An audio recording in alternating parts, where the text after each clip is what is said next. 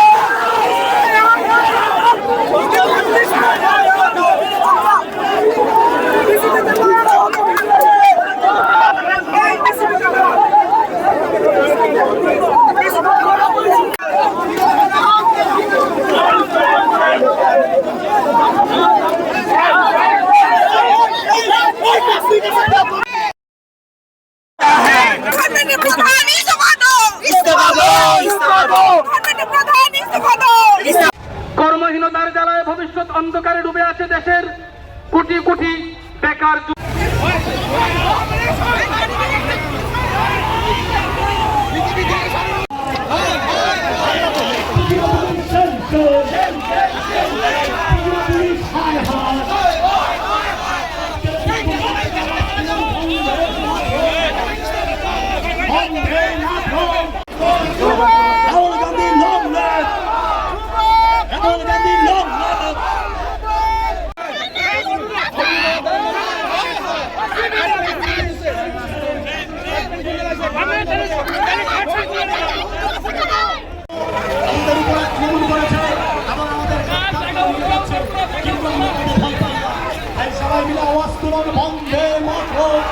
ভারতীয় জাতীয় কংগ্রেস জিন্দাবাদ, ভারতীয় জাতীয় কংগ্রেস জিন্দাবাদ, রাহুল গান্ধী জিন্দাবাদ।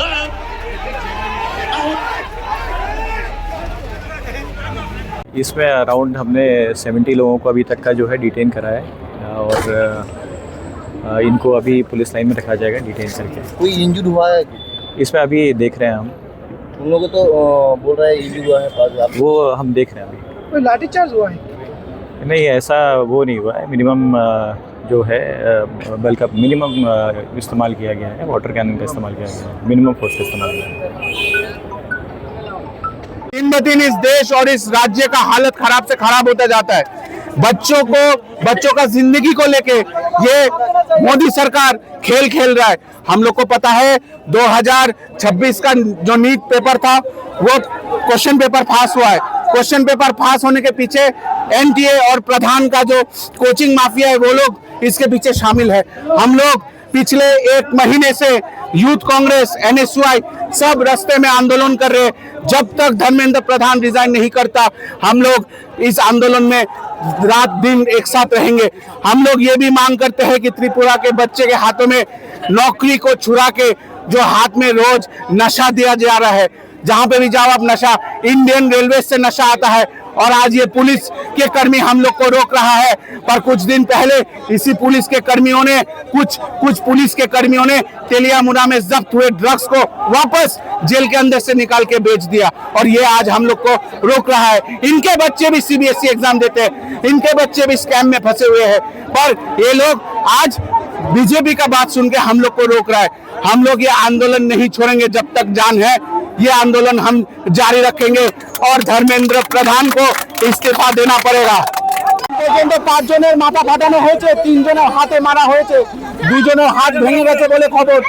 পুলিশ আজকে দলদাসে পরিণত হয়েছে। আমরা শান্তিপূর্ণভাবে এই রাজ্যের মুখ্যমন্ত্রীকে জিজ্ঞেস করতেছিলাম যে 50,000 চাকরির কি হলো, আমরা জিজ্ঞেস করতেছিলাম নেশা কারবারিরা কেন ধরা পড়ছে না, আসল রাঘব বোয়ালদেরকে কবে ধরা হবে আমরা তা জিজ্ঞেস করতে গেছিলাম। কিন্তু ভীতু মুখ্যমন্ত্রী আমাদের প্রশ্নের সম্মুখীন হতে চায় না। উনি বেকারদেরকে আজকে রাস্তায় নামিয়ে নিয়েছে। এই রাজ্য নেশায় আগ্রস্ত হয়ে গেছে। আর যেখানে ইন্ডিয়ান রেলওয়ে দিয়ে চাকরি আসার কথা সেখানে ইন্ডিয়ান রেলওয়ে দিয়ে আজকে ড্রাগস আসছে এবং এই পুলিশ কর্তৃপক্ষ এই বাজেয়াপ্ত ড্রাগসগুলিকে আবার বিক্রি করছে। আমরা তেলিয়ামুড়াতে দেখেছি। এই আন্দোলন জারি থাকবে। ধর্মেন্দ্র প্রধানের ইস্তিফা চায় যুব কংগ্রেস।